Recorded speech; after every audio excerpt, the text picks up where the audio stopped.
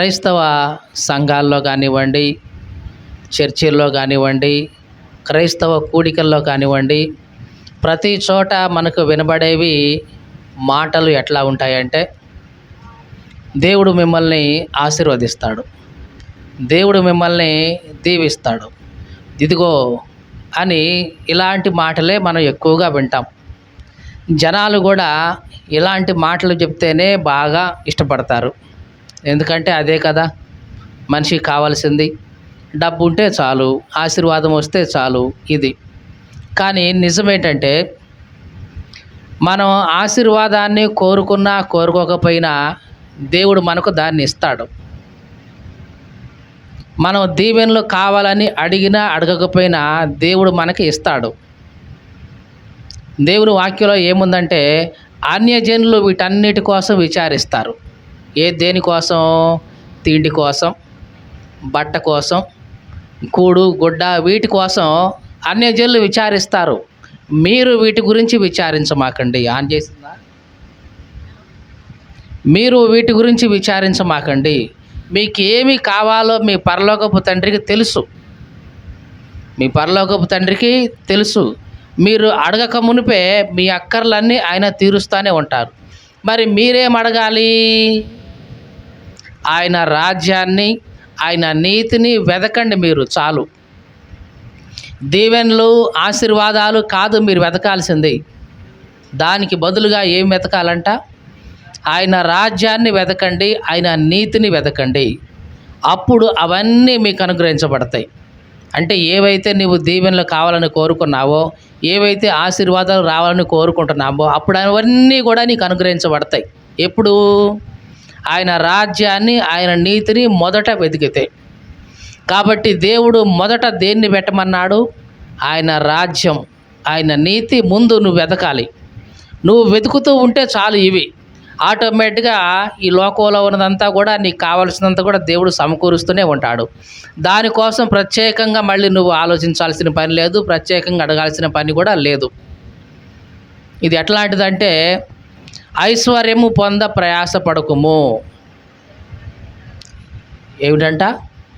ఐశ్వర్యం పొందాలని ప్రయాసపడమాకు, నీవు దాని మీద దృష్టి నిలిపిన తోడనే. అంటే నువ్వు ఎప్పుడైతే నీ మనసు డబ్బు మీద పెడతావో, నిశ్చయంగా అది రెక్కలు ధరించి ఎగిరిపోతూ ఉంటుంది. ఎప్పుడైతే నీ దృష్టి, నీ ఆలోచన, నీ మనసు డబ్బు మీద పెడతావో, దానికి ఏమొస్తాయి అంటే అప్పుడు రెక్కలు వస్తాయి. ఇక అది ఎగిరిపోతూ ఉంటుంది. దాని వెనకాల నువ్వు పరిగెత్తూ ఉంటావు. ఇక మరి పట్టుకోవాలి కదా, ఆశీర్వాదం రావాలి కదా, డబ్బు కావాలి కదా. ఇక దానికి రెక్కలు వస్తూ ఉంటాయి, నువ్వు దాని వెంట పరిగెత్తూ ఉంటావు. పరిగెత్తి పరిగెత్తి పరిగెత్తి నీ జీవితకాలం అంతా అయిపోద్ది. చివరికి పట్టుకొని చూస్తే నీ వెనకాల ఏమీ మిగలదు. ఇలాగే జీవితం అయిపోద్ది. కానీ యేసుక్రీస్తు అంటున్నాడు, మొదట ఆయన రాజ్యాన్ని వెతకండి, ఆయన నీతిని వెతకండి, ఇక అప్పుడు అవన్నీ మీకు అనుగ్రహించబడతాయి. ఏమి తినాలనుకుంటున్నావో, ఏమి తాగాలనుకుంటున్నావో, ఏమి ధరించుకోవాలనుకుంటున్నావో, ఈ లోకంలో వేటినైతే నువ్వు కోరుకుంటున్నావో, అప్పుడు అవన్నీ దేవుడు నీకు ఇస్తాడు. దాంట్లో ఎటువంటి సందేహం లేదు. ఎప్పుడు ఇది? నీవు మొదట ఆయన రాజ్యాన్ని, ఆయన నీతిని వెతికితే అప్పుడు అవన్నీ కూడా అనుగ్రహించబడతాయి. కాబట్టి చాలామంది కేవలం ఆయన రాజ్యాన్ని, ఆయన నీతిని కాకుండా, అంటే యేసుక్రీస్తును కాకుండా మిగతా వాటన్నిటిని, యేసుక్రీస్తు నుంచి వచ్చే దీవెనలు మాత్రం కోరుకుంటూ ఉంటారు. మీకు అర్థమైందా? ఎవరు కావాలి నీకు? నిజంగా యేసుక్రీస్తు కావాలి. నాయనా నువ్వే నాకు కావాలి అంటే చాలు. ఆయన వస్తే ఆయనతో పాటు అన్నీ వస్తాయి. అంతకుముందు ఎప్పుడో ఒక కథ చెప్పుకున్నాం. ఒక రాజుగారి దగ్గరికి 3 మనుషులు వచ్చారంట. మొదట అతను, ఏమయ్యా నీకేం కావాలి, ఏం కోరిక ఉంది చెప్పుకో అంటే, ఏముందండి నాకు అసలు ఇల్లు లేదండి, నాకు మంచి ఇల్లు కట్టి పెట్టండి రాజుగారు, ఇంక అంతకంటే మాకు ఇంకేం అక్కర్లేదు అన్నాడు. ఓహో ఇంతే కదా, ఏమయ్యా అతనికి మంచి ఇల్లు అంట కట్టి పెట్టండి. ఇల్లు కట్టివాడు, హ్యాపీగా ఉన్నాడు.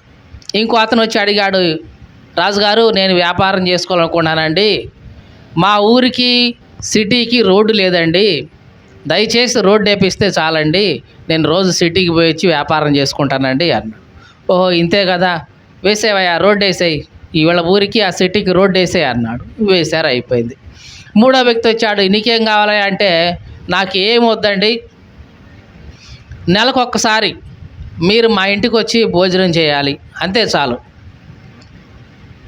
అదేంటయ్యా, అతనేమో ఇల్లు కోరుకున్నాడు, ఇతనేమో రోడ్డు కావాలని కోరుకున్నాడు. నీకేం అక్కర్లేదు, నాకేం వద్దండి, నెలకు ఒక్కసారి ఒక్కరోజు మీరు నా ఇంటికి వచ్చి భోజనం చేయండి, నాకు అంతే చాలండి.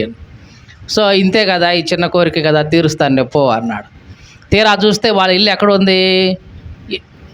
ఎక్కడో పల్లెటూరులో ఉంది. దానికి రోడ్డు లేదు, ఏమీ లేదు. మరి రాజుగారు మరి అడవుల్లో పోతాడా? పోడు కదా. మరి ఆయన పోవాలంటే ఏముండాలి? మంచి రోడ్డు ఉండాలి. ముందు రోడ్డు వేసి పడేశారు. ఎందుకంటే రాజుగారు పోవాలి, మరి నెల నెల పోయి రావాలి కాబట్టి రోడ్డు వేసేసారు. మరి రాజుగారు తీరా ఇల్లు చూస్తే ఎట్లా ఉంది? పూరి గుడిసె, వంగి లోపలికి పోవాలి. మరి అట్లాంటి గుడిసెలోకి రాజుగారు వచ్చి భోజనం చేస్తాడా? రాజుగారు వచ్చి భోజనం చేయాలంటే ఆయన హోదాకు తగినట్లుగా ఉండాలంతా. కాబట్టి మొత్తం ఒక రాజుగారి స్థితి తగ్గట్టుగా మంచి ప్యాలెస్ కట్టారు, దాని చుట్టూ ప్రహరీ కట్టారు. మరి తిన్న తర్వాత రాజుగారు కాస్త అటు ఇటు తిరుగుతాడు కదా తోటల్లో, చుట్టూ పూల తోటలు, మొక్కల తోటలు అన్నీ వేశారు. మరి రాజుగారు అట్లా ఉంటే సరిపోయిందా? రాజుగారి హోదాకు తగ్గట్టుగా అన్ని రకాల భోజనాలు ఉండాలి కదా. మరి ఉండాలంటే వండేవాళ్ళు కావాలి కదా. కాబట్టి వండడానికి పనివాళ్ళు వీళ్ళందరినీ అక్కడే సెట్ చేశాడు. ఇంత జరిగింది. ఇంతకీ ఈయన ఏం కోరుకున్నాడు? రోడ్డు కావాలనుకున్నాడా? ఇల్లు కావాలనుకున్నాడా? బంగ్లా కావాలనుకున్నాడా? పొలాలు కావాలనుకున్నాడా? ఏమి అడగలేదు. నువ్వు వస్తే చాలు అంటే ఈయన వస్తే మిగతావన్నీ వచ్చేస్తాయి. ఇక ఇది ఆయన ఆలోచన. చాలామంది కనీసం ఈ ఆలోచన మిస్ అయిపోతున్నారు. యేసుక్రీస్తు నాకుంటే చాలు, మిగతావన్నీ వచ్చేస్తాయి అని అనుకోలేకపోతున్నారు. దీవెన కావాలి, ఆశీర్వాదం కావాలి, అది కావాలి, ఇది కావాలి అడుగుతున్నారు తప్ప, దేవా నీవే కావాలి ప్రభువా, నీవుంటే చాలు నాయన, నాకు ఇంకేం అక్కర్లేదు అని ప్రార్థన చేసేవాళ్ళు, అడిగేవాళ్ళు చాలా తక్కువ కదండి. కానీ నిజానికి ఏంటంటే మనం ప్రార్థించాల్సింది, కోరుకోవాల్సింది, దేవా నీవు నాకు ఉంటే చాలు, ఇంకేం అక్కర్లేదు, నీవు ఉంటే చాలు, అన్నీ వచ్చేస్తాయి నాయన, నీవు ఉంటే చాలు, నాకు నా హృదయంలో నువ్వు నివసించు, నా ఇంట్లో నువ్వు నివసించు, నా జీవితంలో నువ్వు ఉండు, అంతే చాలు, నీవు ఉంటే నాకు పరలోకం వస్తుంది, ఈ లోకం ఏముంది నాయన అని మనం ప్రార్థించగలిగితే నిజంగా మనం ధన్యులు. లోకమంతా కూడా ఆశీర్వాదాల కోసం, దీవెనల కోసం పరిగెత్తా ఉన్న సమయం ఇది. మంచి చెడుతో సంబంధం లేదు. నాలుగు డబ్బులు వాళ్ళకి కనపడితే చాలు, అటు పరిగెత్తే మనుషులు ఇప్పుడు. కానీ అంత్యకాల సమయం ఇది. దేవుడు నిన్ను పరీక్షించే సమయం. దేవుడు నీకు అవసరమైతే డబ్బు చేతికిచ్చి నిన్ను పరీక్షిస్తాడు, నువ్వు నమ్మకంగా ఉంటావా లేదా అని. నీ చుట్టూ అంతా కూడా వాటి కోసం పరిగెత్తున్నప్పుడు నీవు దేవుని కోసం నిలబడుతున్నావా లేదా? దేవుడు పరీక్షించే సమయం ఇది. కాబట్టి ఎవరిని కోరుకోవాలి? యేసుక్రీస్తునే కోరుకోవాలి. ఒక ప్రశ్నతో మనం ముందుకెళ్దాం. యేసుక్రీస్తు గురించి మనం తెలుసుకుంటున్నాం. క్రిస్టాలజీ అనే సబ్జెక్ట్ గురించి మనం మాట్లాడుతూ ఉన్నాం. దేని గురించి మాట్లాడుతున్నాం? క్రిస్టాలజీ అంటే క్రీస్తుని గురించిన శాస్త్రం. చాలామంది అనేది ఏమిటంటే యేసుక్రీస్తు నిన్న మొన్న వచ్చినాడు కదండి, మా దేవుళ్ళండి పురాతన నుంచి ఉన్నారండి. ఇది అజ్ఞానపు మాట. యేసుక్రీస్తు 2000 సంవత్సరాలకు పూర్వం వచ్చినవాడు కాదు. 2000 సంవత్సరాలకు ముందు ఆయన మానవుడిగా ఈ లోకానికి వచ్చాడు స్త్రీ గర్భం ద్వారా. 2000 సంవత్సరాలకు పూర్వం ఆయన దేవుడే, చేసిన వాడు ఆయనే, నిన్ను నన్ను సృష్టించిన వాడు ఆయనే. మరి అట్లాంటి దేవుడు నీ కోసం నా కోసం బలి అవ్వాలి కాబట్టి, నీ పాపాల నుంచి రక్షించి నరకం నుంచి నిన్ను తప్పించడం కోసం ఆయనే మానవుడిగా ఈ లోకానికి వచ్చాడు. 2000 సంవత్సరాల క్రింద ప్రాణం పెట్టాడు, తిరిగి లేచాడు, మరలా ఎప్పట్లాగానే పరలోకానికి వెళ్ళి ఎప్పట్లాగానే విశ్వాన్ని మొత్తాన్ని పరిపాలిస్తున్నాడు. ఇది తెలియక చాలామంది యేసుక్రీస్తు ఈ మధ్య వచ్చినాడే కదండి అనుకునే వాళ్ళు ఉన్నారు. కాబట్టి వీటన్నిటికీ మనకి సమాధానం ఈ క్రిస్టాలజీలో దొరుకుతుంది. కాబట్టి పాత నిబంధనలో యెహోవా అని పిలువబడుతున్న వ్యక్తి ఎవరో కాదు, యేసుక్రీస్తే. మనకి త్రిత్వం అనేది క్రైస్తవంలో ఉంది. తండ్రి అయిన దేవుడు, కుమారుడైన దేవుడు, పరిశుద్ధాత్ముడైన దేవుడు. చాలామంది మనల్ని కన్ఫ్యూజ్ చేయడం కోసం తండ్రి ఎవరు? యెహోవా దేవుడే. యేసుక్రీస్తు ఎవరు? దేవుడే. పరిశుద్ధాత్ముడు ఎవరు? దేవుడే. అంటే ఎంతమంది దేవుళ్ళు ఏంటి మీకు? ఎంతమంది దేవుళ్ళు? ఒక్కడేనండి మాకు దేవుడు. మరి యెహోవా ఎవరు? దేవుడే అండి. యేసుక్రీస్తు ఎవరు? దేవుడే అండి. పరిశుద్ధాత్ముడు అంటున్నారు కదా, ఆయన ఎవరు? దేవుడే అండి. మరి ముగ్గురు దేవుళ్ళు కాలేదా అని మనలను రెట్టించి అడిగి కన్ఫ్యూజ్ చేసేవాళ్ళు లోకంలో చాలామంది ఉన్నారు. కానీ దేవుడు 3 వ్యక్తిత్వాలుగా, ముగ్గురిగా మనకు ప్రస్ఫుటంగా మనకు తెలియడం కోసం దేవుడు మనకు అట్లా కనబరుచుకుంటూ వస్తున్నాడు పరిశుద్ధ గ్రంథంలో. పాత నిబంధనలో యెహోవాగా అంటే తండ్రిగా, కుమారుడిగా, పరిశుద్ధాత్ముడిగా ఉన్నాడు. క్రొత్త నిబంధన వచ్చిన తర్వాత కూడా తండ్రిగా, కుమారుడిగా, పరిశుద్ధాత్ముడిగా కూడా ఉన్నాడు. అంటే 3 వ్యక్తిత్వాలుగా దేవుడు మనకు కనబరుచుకుంటూ వస్తున్నాడు. ఎందుకు ఇట్లా సపరేట్ కనబరుచుకోవాలండి? ఎందుకంటే మనం అర్థం చేసుకోలేము కాబట్టి. ఆయన అర్థం చేసుకోగలిగిన అవగాహన, ఆలోచన శక్తి మనకు ఉండదు కాబట్టి దేవుడు 3 వ్యక్తిత్వాలుగా మనకు కనబరుచుకుంటూ వస్తున్నాడు. అదేందండి, అంతకంటే ఎక్కువ కనబరుచుకోవచ్చు కదా? కనబరుచుకోవచ్చు. కానీ కనీసం ఈ 3 అర్థమైతే, 3 వ్యక్తిత్వాలు అర్థమైతే నేనేంటో మనుషులకు అర్థమవుద్దని ఒక దేవుడు 3 వ్యక్తిత్వాలుగా తను తాను కనబరుచుకుంటూ వస్తున్నాడు. అట్లాగని ముగ్గురు దేవుళ్ళు కాదు, ముగ్గురు ఒక్కటిగా ఉన్న దేవుడు. మీకు అర్థమైందా?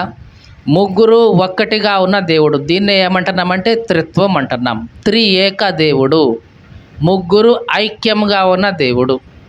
అదేంటండి ముగ్గురు ఐక్యంగా ఎట్లుంటారంటే అలాగా ఉంటారు. అది దేవుని యొక్క స్వభావం. బైబిల్లో మొట్టమొదటిసారిగా దేవుడు అని పిలువబడిన చోట ఎలోహీం అని ఉంటుంది. ఎలోహీం అంటే ఇద్దరు ముగ్గురు లేదా బహుళత్వం కలిగిన ఏకత్వాన్ని ఎలోహీం అంటున్నాం. ఎఖాద్ అనే పదం రాయబడింది. ఎఖాద్ అనే పదం దేనికి వాడబడుతుందంటే సైన్యం, అది సింగులర్ వాడే కదా. కానీ సైన్యం అంటే ముగ్గురు కంటే ఎక్కువే ఉంటారు కదా. అంటే బహుళత్వం కలిగిన ఏకత్వంగా ఆ పదాన్ని ఎఖాద్ అని పిలుస్తుంటాం. దేవుడు అని చెప్పబడినప్పుడు కూడా ఇదే పదం ఉంది. ఒక దేవుడు అన్నప్పుడు ఇదిగో ఎఖాద్, దేవుడు అన్నప్పుడు ఎలోహీం. ఎలోహీం అంటే హీమ్ అనే మాట వచ్చిందంటే హీబ్రూలో బహువచనం. అది దేవునికి వాడబడింది ఎలోహీం అంటే దేవుడు అని మనం అనుకుంటున్నాం. కానీ హీబ్రూలో అక్కడ దేవుడు అంటే it is a plural word, బహువచన పదం. కాబట్టి ఎంతమంది దేవుళ్ళు అంటే ముగ్గురు దేవుళ్ళుగా, ముగ్గురు దేవుళ్ళని కాదు, ముగ్గురు వ్యక్తిత్వాలు కలిగిన దేవుడుగా, 3 వ్యక్తిత్వాలుగా దేవుడు మనకు తను తాను కనబరుచుకుంటున్నాడు. ఒక వ్యక్తిత్వం ఏమిటి? తండ్రిలాగా. ఇంకొక వ్యక్తిత్వం ఏమిటి? కుమారుడిలాగా. ఇంకొక వ్యక్తిత్వం ఏంటి? పరిశుద్ధాత్ముడిలాగా. కాకపోతే ఆ తండ్రిగా చూడబడిన ఆ వ్యక్తిత్వానికి బైబిల్లో ఏం పేరు పెట్టబడిందంటే యెహోవా అని పెట్టబడింది. యెహోవా, జెహోవా అనే పేరు వాడుతూ ఉన్నాం. ఈ పేరు గురించి కూడా చెప్పాం. మళ్ళీ యెహోవా అనే పేరు బైబిల్లోది కాదు. అసలు హీబ్రూలో యెహోవా అనే పదం లేదు. దేవుని యొక్క సంక్షిప్త నామం అక్కడ ఉంది. సంక్షిప్త నామం అంటే 4 లెటర్స్ ఉన్నాయి హీబ్రూవి. యోద్ హే, వావ్ హే. యోద్లో మొదటి అక్షరం వై, తర్వాత హేలో మొదటి అక్షరం హెచ్, తర్వాత వావులో మొదటి అక్షరం డబ్ల్యూ, తర్వాత హేలో మొదటి అక్షరం హెచ్. వీటిని అప్పుడు పక్కన పెడితే ఏమవుద్ది? Why H W H. దీన్ని పలకలేరు ఎవరు కూడా. యూదులు ఈ పదాన్ని పలకలేరు, ఉచ్చరించలేరు. కాబట్టి వాళ్ళు ఆ పదం వచ్చినప్పుడు ఇది దేవుని యొక్క పేరు కాబట్టి, ఇది ఉచ్చరింప శక్యము కానిది కాబట్టి దాని స్థానంలో వాళ్ళు అడోనాయ్, అదోనాయ్ అని పిలిచేవాళ్ళు. అదోనాయ్ అంటే ప్రభువు, సృష్టికర్త అయిన ప్రభువు అని వాళ్ళ ఉద్దేశం. దేవుడైన ప్రభువు అని వాళ్ళ ఉద్దేశం. కానీ కాలక్రమంలో కొంతమంది ఏం చేశారంటే యోద్ హే వావ్ హేకి మధ్యలో YHWHకి మధ్యలో మొదటి వైకి హెచ్కి మధ్యలో ఏ పెట్టారు, యా అని. తర్వాత వైకి హెచ్కి మధ్యలో ఈ పెట్టారు. చివరికి ఏమైంది, ఇది పలకడానికి అనువుగా యావే అయిపోయింది. యావే కాస్త జెహోవాగా కన్వర్ట్ చేశారు కింగ్ జేమ్స్ వర్షన్ ఇంగ్లీష్లో.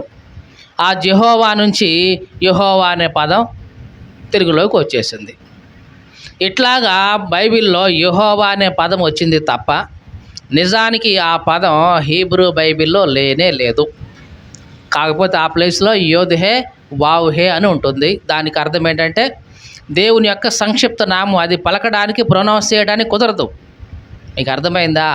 అది దాన్ని ప్రొనౌన్సింగ్ అనేది కుదరదు. కాబట్టి ఆ స్థానంలో వాళ్ళు ఆ పదం వచ్చినప్పుడల్లా అడోనాయ్ అని చదివేవాళ్ళు ఇశ్రాయేలీయులు. దేవునికి స్తోత్రం కలుగునుగాక. హల్లెలూయా. కాబట్టి ఇక మనకు అర్థం కావటం కోసం ఎట్లాగో మనకు తెలుగు బైబిల్లో, ఇంగ్లీష్ బైబిల్లో యెహోవా అని ఉంది కాబట్టి దాని అట్లా మనం చదువుకుంటున్నాం. కాబట్టి యెహోవా దేవుడుగా పాత నిబంధనలో చెప్పబడిన పేరు ఎవరిదంటే యేసుక్రీస్తు యొక్క సంక్షిప్త నామం. యోద్ అంటే చేయి, హే అంటే చూడు, వావ్ అంటే మేకు, మళ్ళీ హే అంటే చూడు. యోద్ హే వావ్ హే అంటే చేయి, చూడు, మేకు, చూడు. ఇది దాని అర్థం. చెయ్యి చూడు, మేకు చూడు అంటే చెయ్యి చూడు, మేకు చూడు అంటే ఎవరిని చూడమని ఇప్పుడు అర్థం చెప్పండి?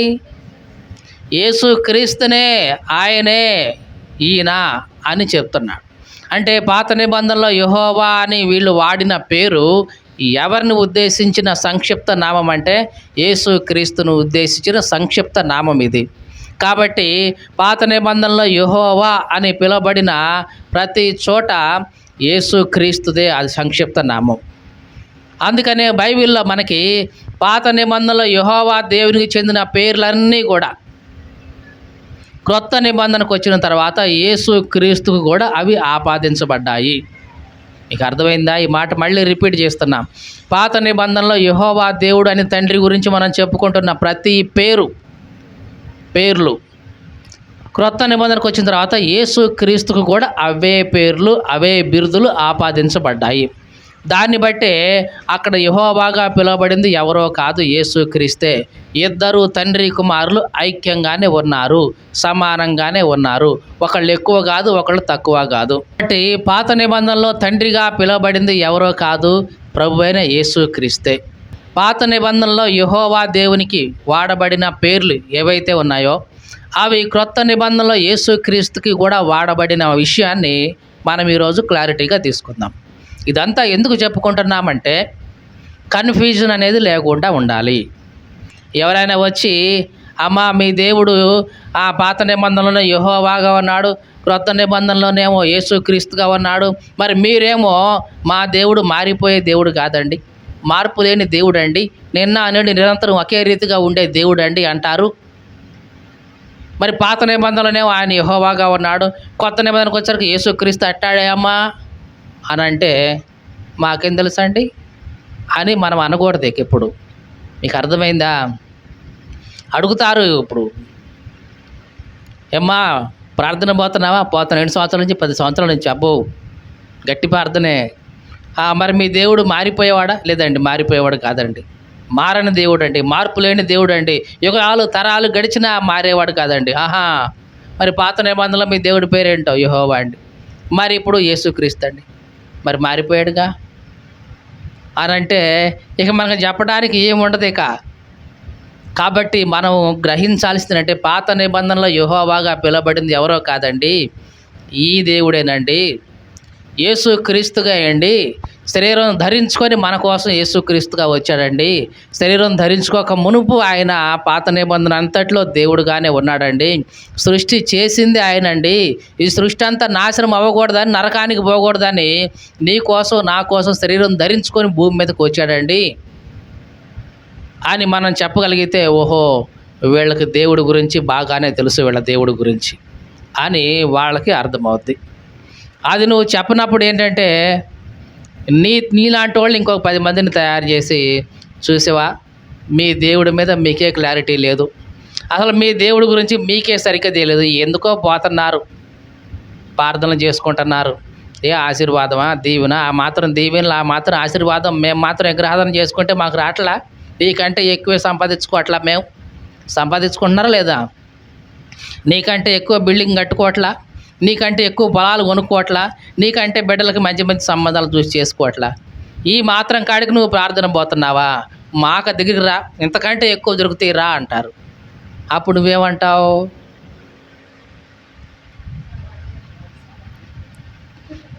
కాబట్టి ఇట్లాగ అన్నప్పుడు ఇక నీకు చెప్పడానికి ఏమి ఉండదు ఇక సమాధానం. ఇదంతా ఎందుకు తెలుసుకుంటున్నాం యేసుక్రీస్తు గురించి సంపూర్ణంగా అంటే, నీకు యేసుక్రీస్తు ఎవరో సంపూర్ణంగా తెలిస్తేనే నిజంగా నీవు ఆయన ఆరాధన చేయగలుగుతావు. ఆయన ఎవరో ఎట్లాంటి వాడో తెలుసుకుంటే అప్పుడు నీవు ఏ మాటకైనా ఎవరికైనా సమాధానం ఇవ్వగలుగుతావు. ఆయన గురించి నీకే సరిగ్గా తెలియనప్పుడు నీ పిల్లలకి ఏం చెబుతావు, నీ పక్కంటి వాళ్ళకి ఏం చెప్తావు? కాబట్టి పాత నిబంధనలో యెహోవా దేవునిగా పిలువబడిన వ్యక్తి ఎవరో కాదు, యేసు క్రీస్తే, అందుట్లో ఎటువంటి సందేహం లేదు. మరి ఎందుకండి అప్పుడు పాత నిబంధనలు యెహోవాగా పిలువబడింది ఎందుకండి? ఎందుకంటే మనుషులకి ఒకేసారి తెలుసుకునే జ్ఞానం లేదు కాబట్టి 3 ప్రత్యక్షతలుగా దేవుడు తను తాను కనబరుచుకుంటూ వచ్చాడు. 3 ప్రత్యక్షతలు పాత నిబంధనలోనూ ఉన్నాయి, క్రొత్త నిబంధనలో కూడా ఉన్నాయి, అందుట్లో ఎటువంటి సందేహం లేదు. పాత నిబంధనలో దేవునికి, యెహోవా దేవునికి చెందిన కొన్ని పేర్లు, నామాలు క్రొత్త నిబంధనలో యేసు క్రీస్తు కూడా ఉన్నాయి. అది మనం చూద్దాం. మొట్టమొదటిగా మంచి కాపరి. మంచి కాపరి అనగానే మనకి యేసుక్రీస్తే గుర్తొస్తాడు. యేసుక్రీస్తు గొర్రెలకు మంచి కాపరి అని చెప్పాడండి. మరి యెహోవా దేవుడు చెప్పలేదా ఈ మాట, నేను మంచి కాపరిని అని? కాబట్టి ఆయన కూడా చెప్పాడు అక్కడ. యేసుక్రీస్తు కూడా ఇక్కడికి వచ్చిన తర్వాత మళ్ళీ ఈయన కూడా చెప్పాడు. ఆ 2 చూద్దాం. మొట్టమొదటిగా యెహోవా దేవుడు ఎక్కడ చెప్పాడు ఈ మాట చదువుదాం. యెహెజ్కేలు గ్రంథం 34వ అధ్యాయం 11, 12 వచనాలను చదువుతున్నాం. ప్రభువైన యెహోవా సెలవిచ్చినదేమనగా, సెలవిచ్చేది ఎవరు? యెహోవా. రైట్, చదువుదాం. ఇదిగో నేనే నా గొర్రెలను వెదకి వాటిని కనుగొందును. తమ గొర్రెలు చెదరిపోయినప్పుడు కాపర్లు వాటిని వెదికినట్లుగా నేను నా గొర్రెలను వెదకి చీకటి గల మబ్బు దినమందు ఎక్కడెక్కడికి అవి చెదిరిపోతాయో, తప్పిపోయాయో అక్కడ నుండి నేను వాటిని తప్పించి ఆయా జనులలో నుండి వాటిని తోడుకొని వచ్చేదను, ఆయా దేశములో నుండి వాటిని సమకూరుస్తాను, వాటి స్వదేశంలోనికి వాటిని తీసుకొస్తాను. ఇదంతా ఎవరు చెప్తున్నారంటే ఈ మాటలు యెహోవా దేవుడే చెప్తున్నాడు. ఏమని చెప్తున్నాడు? ఇదిగో గొర్రెల కాపరు గొర్రెలను ఎట్లాగా వెతుకుతారో అలాగే నేను కూడా నా ప్రజలను వెతుకుతాను. వాళ్ళు ఎక్కడెక్కడ తప్పిపోయారో, ఎక్కడెక్కడ చెదిరిపోయారో వాళ్ళందరినీ కూడా ఒక చోటికి సమకూర్చే ఒక మంచి కాపరిలాగా ఇదిగో నేనున్నాను అని ఈ మాట చెప్పింది ఎవరు? యెహోవా దేవుడు పాత నిబంధనలో చెప్తున్నమాట. మరి ఇదే మాట, ఇదే భావాన్ని యేసుక్రీస్తు కూడా క్రొత్త నిబంధనలో చెప్పాడా లేదా? చదువుదా ఆ మాట కూడా ఒకసారి. యోహాను సువార్త 10వ అధ్యాయం 14వ వచనం. నేను గొర్రెలకు మంచి కాపరిని. చూడండి, యేసుక్రీస్తు స్పష్టంగా ఏం చెప్తున్నాడు? నేను గొర్రెలకు మంచి కాపరిని. మంచి కాపరి గొర్రెల కోసం తన ప్రాణం పెట్టినట్లుగా నేను నా గొర్రెల కోసం, అంటే నా మనుషులందరి కోసం, నా ప్రజల కోసం ఏం చేస్తున్నాను? నా ప్రాణం పెడుతున్నాను. జాగ్రత్తగా చూడండి, మంచి కాపరి అనే ఈ మాట అక్కడ యెహోవా దేవుడు వాడాడు. నేను నా గొర్రెలకు మంచి కాపరిని, వాటన్నిటిని వెదకి సమకూరుస్తానని మరలా యేసుక్రీస్తు కూడా ఇక్కడ వాడాడు. ఇక రెండవదిగా మార్పు లేని ప్రభువు. నేను మార్పు లేని వాడిని అని యెహోవా దేవుడు పాత నిబంధనలో మాట్లాడాడు. మరి అదే మాట యేసుక్రీస్తు గురించి మళ్ళీ మనం ఇక్కడ క్రొత్త నిబంధనలో చదువుతున్నాము. కీర్తనల గ్రంథం 102వ కీర్తన త్వరగా తీద్దాం. 24వ వచనం, 24 నుంచి. కీర్తనల గ్రంథం 102వ కీర్తన 24వ వచనం నుంచి చదువుతున్నాం. నా దేవా, నా దినముల మధ్యను నన్ను కొనిపోకుము. నీ సంవత్సరములు తరతరములుంటాయి. ఆది యందు నువ్వు భూమికి పునాది వేశావు. ఆకాశములు కూడా నీ చేతి పనులే. అవి నశించిపోతాయి, కానీ నువ్వు మాత్రం నిలిచే ఉంటావు. అవన్నీ వస్త్రంలాగా పాతగిలిపోతాయి. ఒకడు తన సొంత వస్త్రాన్ని తీసివేసినట్లుగా నీవు వాటిని తీసేస్తావు. అవి మార్చబడతాయి, నీవు మాత్రం ఏకరీతిగానే ఉంటావు. నీ సంవత్సరాలకు అంతం లేదు. దేవునికి స్తోత్రం కలుగునుగాక. హల్లెలూయా. ఈ మాటలన్నీ కూడా ఎవరు చెప్తున్నారు? భక్తుడైన ఈ కీర్తనాకారుడు ఎవరి గురించి మాట్లాడుతున్న మాటలు ఇవి? యెహోవా దేవుని గురించి మాట్లాడుతున్నవి. నాయనా, ఇదిగో నువ్వే భూమికి పునాది వేశావు, నువ్వే ఆకాశాన్ని కలుగజేశావు. అవి మారిపోతాయి, అవసరమైతే వాటిని మార్చేస్తావు, కానీ నువ్వు మాత్రం మార్పు లేని వాడివి నాయన. నీ సంవత్సరాలు తరగవు. నీవు యుగాలకు పూర్వం తర్వాత కూడా అట్లాగే ఉంటావు. నువ్వు మాత్రం మార్పు లేని వాడివి అని ఎవరి గురించి రాయబడిన మాట ఇది? యెహోవా దేవుని గురించి రాయబడిన మాట. నూతన నిబంధనకు వచ్చిన తర్వాత యేసుక్రీస్తు గురించి కూడా ఇదే మాట రాయబడింది. చదువుదాం. హెబ్రీ పత్రిక 1వ అధ్యాయం 10 నుంచి చదువుతున్నాం. ప్రభువా, నీవు ఆది యందు భూమికి పునాది వేస్తేవి. ఆకాశములు కూడా నీ చేతి పనులే. అవి నశిస్తాయి, కానీ నీవు మాత్రం నిలిచి ఉంటావు. అవన్నీ వస్త్రం వలె పాతగిలిపోతాయి. ఉత్తరీయం వలె వాటిని మడి చేస్తావు. ఉత్తరీయం అంటే కండవ. ఉత్తరీయం అంటే ఏంటనుకున్నారు? టవలు, కండవ.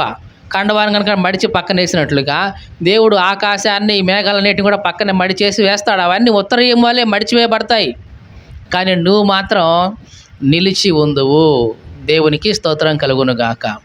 కాబట్టి పాత నిబంధనలో యెహోవా దేవుని గురించి చెప్పబడుతున్నప్పుడు ఈయన ఏకరీతిగా ఉన్న ప్రభువు, మార్పు లేని ప్రభువు అని యెహోవా దేవుని గురించి చెప్పినట్లుగా, క్రొత్త నిబంధనకు వచ్చిన తర్వాత యేసుక్రీస్తు గురించి కూడా ఇదే మాట వాడబడింది.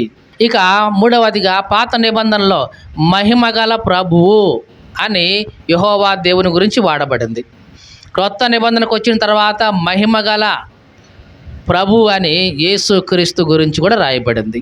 అది కూడా చూద్దాం ఒకసారి. పాత నిబంధనలో యెషయా గ్రంథం 6వ అధ్యాయం 1 నుంచి మనం చదివితే చూద్దాం. యెషయా గ్రంథం 6వ అధ్యాయం 1 నుంచి. రాజైన ఉజ్జియా మృతి నొందిన సంవత్సరమున అత్యున్నతమైన సింహాసనం మీద యెహోవా ఆసీనుడై ఉండటం నేను చూశాను. జాగ్రత్తగా చూడండి. యెహోవా ఆసీనుడై ఉండటం నేను చూశాను. ఎక్కడ? అత్యున్నత సింహాసనం మీద. ఒక మాటలో చెప్పాలంటే మహిమ కలిగిన సింహాసనం మీద ఎవరు ఆసీనుడిగా ఉన్నారు? చెప్పండి, ఎవరు ఆసీనుడిగా ఉన్నారు? యెహోవా దేవుడు ఆసీనుడిగా ఉన్నాడు. అంటే మహిమ గల సింహాసనం మీద, అత్యున్నత సింహాసనం మీద ఆసీనుడిగా ఉన్నవాడు ఎవరు? యెహోవా దేవుడు. రైట్. క్రొత్త నిబంధనలోకి వద్దాం.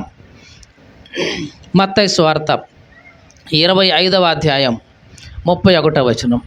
తన మహిమతో మనుష్య కుమారుడు ఆయనతో కూడా సమస్త దూతలు వచ్చినప్పుడు ఆయన తన మహిమ కలిగిన సింహాసనం మీద ఆసీనుడై ఉంటాడు. ఎవరు ఇప్పుడు ఆసీనుడై ఉండేది?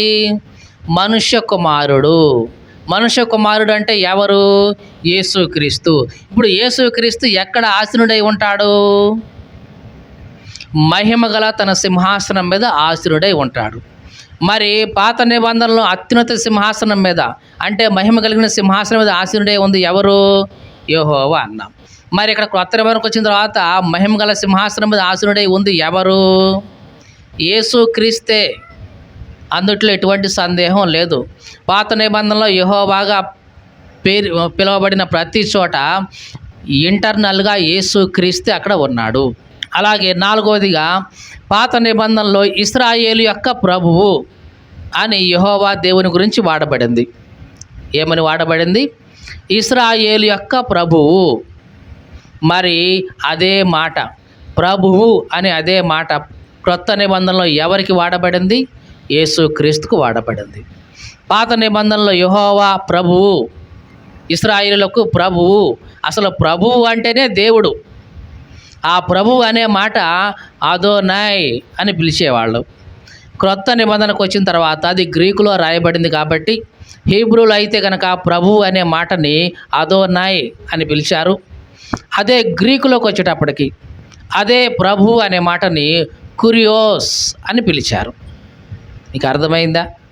ప్రభువు గంభీరమైన మాట, దేవునికి మాత్రమే వాడబడే మాట. పాత నిబంధనలో అదోనాయ్ అని యెహోవా దేవునికి వాడారు. క్రొత్త నిబంధన వచ్చిన తర్వాత యేసుక్రీస్తుని ప్రభువు అన్నారు. అన్నారా లేదా? యేసుక్రీస్తు అందరికీ ప్రభువు. యేసు ప్రభువు అంటున్నామా లేదా? కాబట్టి ప్రభువు అనే మాట ఎవరికి చెందింది? యెహోవా దేవుడికి చెందింది. అదే ప్రభు అనే మాట ఇప్పుడు ఎవరికి చెందుతుంది? యేసుక్రీస్తుకు చెందుతుంది. కాబట్టి ఇప్పుడు మాట్లాడుతున్న యేసుక్రీస్తే పాత నిబంధన అంతట్లో యెహోవాగా మనకు కనిపిస్తూ ఉన్నాడు. యెషయా గ్రంథం 40వ అధ్యాయం 3-4 వచనాలు. ఆలకించండి, అడవిలో ఒకడు ప్రకటిస్తున్నాడు. ఎట్లాగా? యెహోవాకు మార్గం సిద్ధపరచండి, ఎడారిలో మా దేవుని రాజ్య మార్గాన్ని సరళం చేయండి. చూడండి, ప్రతి లోయను ఎత్తు చేయాలి, ప్రతి పర్వతం, ప్రతి కొండ అణచివేయబడాలి, వంకరవి చక్కగా అవ్వాలి, కరుకైనవి సమంగా రావాలి. యెహోవా మహిమ బయలుపరచబడతా ఉంది. మరి ఇవంతా, ఈ మార్గం అంతా ఎవరి కోసం? చెప్పండి, ఎవరి కోసం? మళ్ళీ చదువుదాం ఆ మాట మొదటి వచనంలోంచి. అరణ్యములో యెహోవాకు మార్గం సిద్ధపరచండి. ఎవరికి మార్గం సిద్ధపరచడం కోసం ఇవన్నీ చేయాలంట? యెహోవాకు మార్గం సిద్ధపరచడం కోసం ఇవన్నీ చేయాలి. అరణ్యంలో త్రోవ కలుగజేయాలి. కొండలు ఉన్నాయా? ఇదిగో సమముగా చేయాలి. మెట్టలు ఉన్నాయా? పూర్తి చేసి సదునుగా చేయాలి. ఎవరికి మార్గం కోసం? యెహోవాకు మార్గం కలుగజేయడం కోసం ఇవన్నీ చేయండి అని పాత నిబంధనలో చెప్పారా? క్రొత్త నిబంధనకు వచ్చిన తర్వాత ఇవే మాటలు యేసుక్రీస్తు కోసం వాడబడ్డాయి. ఇదిగో ఆయన వస్తున్నాడు, ఆయనకి మార్గం సిద్ధం చేయండి అని. చదువుదా ఆ మాట ఒకసారి. మత్తయి సువార్త 3వ అధ్యాయం 3వ వచనం. ప్రభువు మార్గం సిద్ధపరచండి, ఆయన త్రోవలను సరళం చేయండి అని అరణ్యంలో కేకలు వేయే ఒకని శబ్దం. అంటే ఎవరి గురించి శబ్దం? ఎవరంటే యోహాను. యోహాను అరణ్యంలో ఉండి కేకలు వేస్తున్నాడు. ఆయా ప్రభు కోసం మార్గం సిద్ధం చేయండి, ఆయన త్రోవలను సరళం చేయండి. ప్రతి కొండ ఇదిగో పల్లం చేయబడాలి, ప్రతి లోయ పోడ్చబడాలి. కాబట్టి రాజమార్గం సిద్ధం చేయండి ప్రభువుకి అని చెప్తున్నాడు. ఎవరి గురించి యోహాను చెప్పాడు ఇవంతా? యేసుక్రీస్తు ఇదిగో నా వెనకాల రాబోతున్నాడు ఆయన. కాబట్టి ఇదిగో ఆయనకి మార్గాన్ని సిద్ధం చేసే ఒక శబ్దాన్ని నేను అని యోహాను యేసుక్రీస్తుకు మార్గాన్ని సిద్ధం చేస్తున్నాడు. మరి పాత నిబంధనలో ఇవే మాటలు ఎవరికి మార్గాన్ని సిద్ధం చేయబడ్డాయి? యెహోవాకి. మరి క్రొత్త నిబంధన వచ్చిన తర్వాత ఇవే మాటలు ఎవరికి మార్గం అని చెప్తున్నాయి? యేసుక్రీస్తుకి. అర్థమైందా? కాబట్టి యేసుక్రీస్తు ఎక్కడో మొన్న నిన్న వచ్చాడు అనుకోవద్దు. యేసుక్రీస్తు శరీరధారిగా వచ్చాడు భూమి మీదకి. శరీరధారిగా రాకముందు ఆయన యెహోవాగా బైబిల్ అంతట్లో మనకు కనిపిస్తూనే ఉన్నాడు. సృష్టిని చేసిందే ఆయన. 5వదిగా ఇశ్రాయేలుని తొట్టిల్ల చేసేవాడు లేదా ఇశ్రాయేలుని తొట్టిల్ల చేసే బండ అని ఎవరి గురించి రాయబడిందంటే పాత నిబంధనలో యెహోవా గురించి రాయబడింది. అదే మాట క్రొత్త నిబంధనలో యేసుక్రీస్తు గురించి కూడా రాయబడింది. ఇది కూడా చూద్దాం, రెఫరెన్స్ చూద్దాం. యెషయా గ్రంథం 8వ అధ్యాయం 13వ వచనం.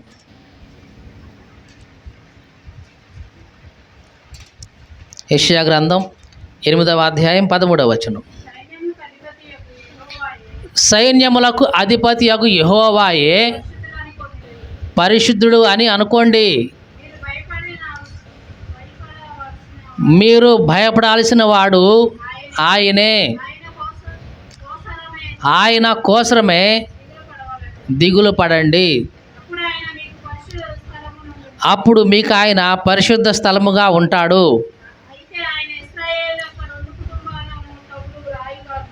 అయితే ఆయన ఇశ్రాయేలు యొక్క 2 కుటుంబాలకు తగిలే రాయిగాను, అభ్యంతరం కలిగించే బండగాను ఇట్లా ఉన్నాడు. ఈ మాటలన్నీ ఎవరి గురించి రాయబడ్డాయి? యెహోవా గురించి. ఏమని రాయబడ్డాయి? ఇదిగో ఇశ్రాయేలు యొక్క 2 కుటుంబాలకు అడ్డుబండగా ఉన్నవాడులాగా, వాళ్ళిద్దరికీ తగిలే రాయిగా, అడ్డు బండగా ఉన్నవాడు ఎవరు? యెహోవా దేవుడు. మరి నూతన నిబంధన వచ్చిన తర్వాత ఇదే మాటలు యేసుక్రీస్తు గురించి మళ్ళీ రాయబడ్డాయి. చదువుదా ఆ మాటలు కూడా ఒకసారి. 1 పేతురు పత్రిక 2వ అధ్యాయం 7వ వచనం. విశ్వసించుచున్న మీకు ఆయన అమూల్యమైన వాడు, విశ్వసింపని వారికి ఇల్లు కట్టువారు ఏ రాతినైతే నిషేధించారో అదే మూలకు తలరాయి ఆయను, మరియు అది అడ్డురాయి అడ్డు బండయు ఆయను అని ఎవరి గురించి రాయబడింది ఈ మాట? యేసుక్రీస్తు గురించే. మీకు అర్థమైందా? పాత నిబంధనలో యెహోవా దేవుని గురించి ఏమని రాయబడి ఉంది? ఇశ్రాయేలు యొక్క 2 కుటుంబాలకు అడ్డు రాయిగా ఉన్నవాడు ఆయనే, అడ్డు బండగా ఉన్నవాడు యెహోవాయే అని అక్కడ రాయబడింది. మళ్ళీ నూతన నిబంధన వచ్చిన తర్వాత యేసుక్రీస్తు గురించి ఏమి రాయబడింది? ఇదిగో విశ్వసించే వారికైతే అమూల్యమైన వాడు, కానీ ఎవరైతే విశ్వసించలేదో వాళ్ళకి అడ్డుబండగా ఉన్నవాడు, వాళ్ళకి రాయిలాగా ఉన్నవాడు, కొరకరాని కొయ్యగా ఉండేవాడు ఎవరు? యేసుక్రీస్తే. మీకు అర్థమైందా? ఇవన్నీ ఎందుకు చెప్తున్నామంటే యేసుక్రీస్తు నిన్న మొన్న మధ్య వచ్చిన వాడని ఎవరైతే అనుకుంటున్నారో వాళ్ళకి కనీసం అవగాహన రావాలి. ఏమని? నిన్న మొన్న ఉన్నవాడు కాదు ఈయన, యుగాలకు పూర్వమే ఉన్న దేవుడు ఈయన, మారిపోలేదు ఆయన.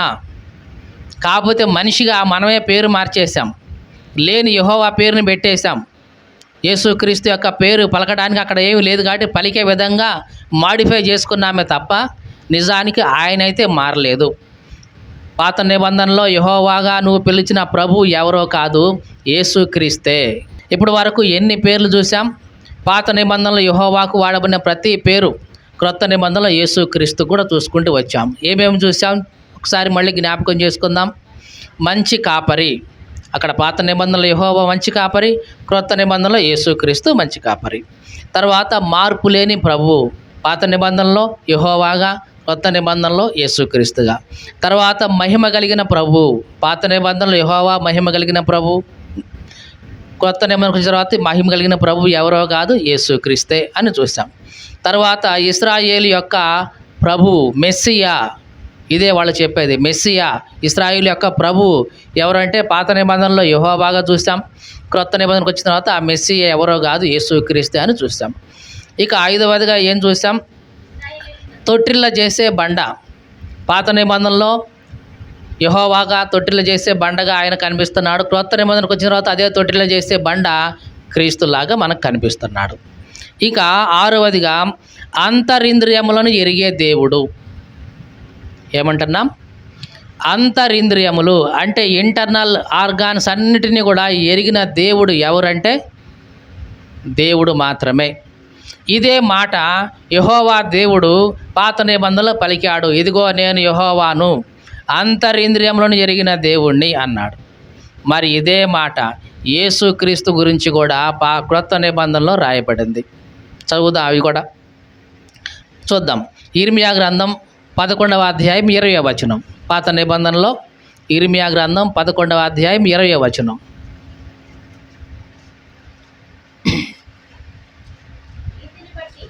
నీతిని బట్టి తీర్పు తీర్చుతూ జ్ఞానేంద్రియములను హృదయములను శోధించువాడు సైన్యములకు అధిపతియగు యెహోవాయే. హృదయములను శోధించేవాడు, జ్ఞానేంద్రియములను పరిశీలించేవాడు, అంతరింద్రియములన్నింటినీ పరిశీలించేవాడు ఎవరంట? చెప్పండి, యెహోవాయే. సరే, ఇంకో మాట కూడా చూద్దాం. పాత నిబంధనలో 17వ అధ్యాయం 10వ వచనం కూడా. కానీ ప్రవర్తనను బట్టి వాని క్రియల ఫలము చొప్పున ప్రతీకారము చేయడానికి యెహోవా అనే నేను హృదయములను పరిశోధించేవాడిని, అంతరింద్రియములను పరీక్షించేవాడిని. ఈ మాట ఎవరు చెప్పారు? యెహోవా దేవుడే కదా. ఏమని చెప్పాడు? హృదయాలను పరీక్షించేది నేనే, అంతరింద్రియాలను పరిశోధించేది నేనే. ఇదే మాట యేసుక్రీస్తుగా కొత్త నిబంధనకు వచ్చిన తర్వాత ఆ దేవుడు మళ్ళీ చెప్తున్నాడు. చదువుదాం. ప్రకటన గ్రంథం 2వ అధ్యాయం 23వ వచనం. ప్రకటన గ్రంథం 2వ అధ్యాయం 23వ వచనం.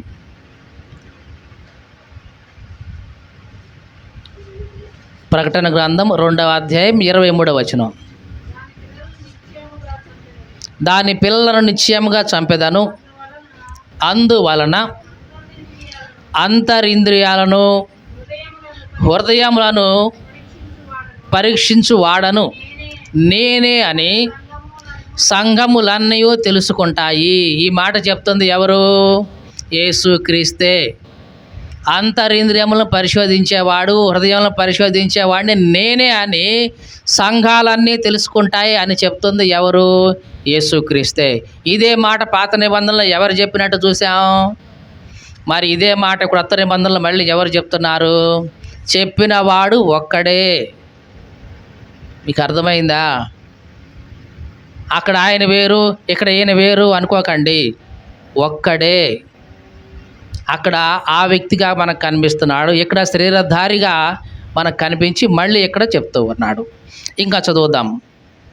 ఇక 7వదిగా ఇశ్రాయేలు యొక్క మహిమ లేదా ఇశ్రాయేలు యొక్క వెలుగు అని చెప్పబడింది యెహోవా దేవుడు చెప్పాడు. మళ్ళీ ఇదే పేరు, ఇదే మాట క్రొత్త నిబంధనలో మళ్ళీ యేసుక్రీస్తుకి ఆపాదించబడింది. చూద్దాం ఒకసారి.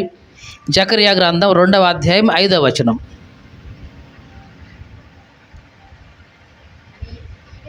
త్వరగా తీయాలి. జకర్యా గ్రంథం 2వ అధ్యాయం 5వ వచనం.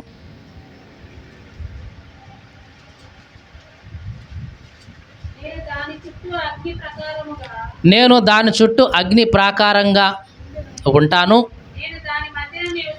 నేను దాని మధ్యను నివసించి మహిమకు కారణంగా ఉంటాను. ఇది యెహోవా వాక్కు. ఈ మాట పలికింది ఎవరు? యెహోవా. నేను మహిమకు కారణంగా అంటే ఇశ్రాయేలు యొక్క మహిమలాగా నేను ఉంటాను అని చెప్పింది ఎవరు? చెప్పండి, ఎవరు? యెహోవా అక్కడ పలికాడు. క్రొత్త నిబంధనకు వచ్చిన తర్వాత ఈ మాటలు, ఇదే మాటలు ఇశ్రాయేలు యొక్క మహిమ ఎవరు? చూద్దాం. లూకాసు వార్త 2వ అధ్యాయం 32వ వచనం. లూకాసు వార్త 2వ అధ్యాయం 32వ వచనం.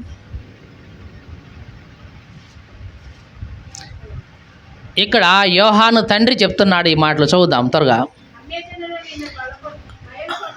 అన్యజనులకు నిన్ను బయలుపరచుటకు వెలుగుగాను, నీ ప్రజలైన ఇశ్రాయేలీయులకు మహిమగాను, నీవు సకల ప్రజల ఎదుట సిద్ధపరిచిన నీ రక్షణ నేను కనులారా చూశానయ్యా అని సుమోయోను ప్రవక్త చెప్తున్నాడు.